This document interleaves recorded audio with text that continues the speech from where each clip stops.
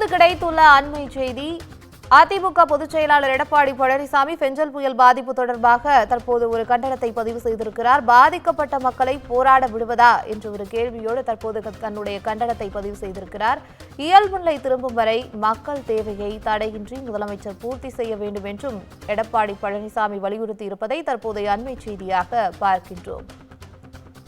இது குறித்த கூடுதல் தகவல்களை வழங்குவதற்காக தலைமை செய்தியாளர் சிவா இணைப்பில் இருக்கிறார். வணக்கம் சிவா. பெஞ்சல் புயல் பாதிப்பு அரசாங்கம் எதுவும் செய்யவில்லை என்று இபிஎஸ் கண்டனம் பதிவு செய்திருக்கிறார். கூடுதல் விவரங்கள் என்ன?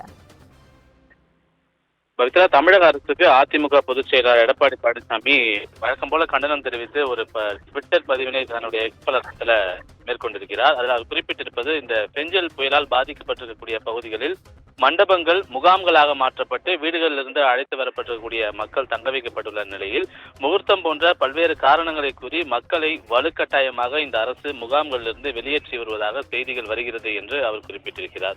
ஏற்கனவே புயலினுடைய தாக்கத்தால் மனதை பிழியக்கூடிய மிகப்பெரிய அளவிலான துயரில் இருக்கக்கூடிய மக்களை உணவு, குடிநீர் ஆகியவற்றினுடைய தட்டுப்பாட்டால் நடுரோட்டில் இறங்கி போராடும் நிலைக்கு இந்த அரசு தள்ளி இருக்கிறது என்ற விஷயத்தையும் அவர் குறிப்பிட்டிருக்கிறார்.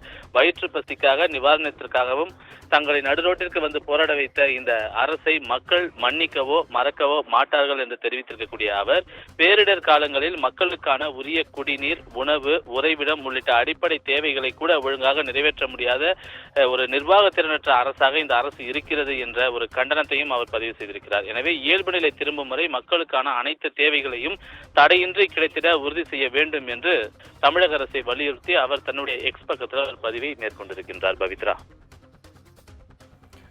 தகவலுக்கு நன்றி சிவா.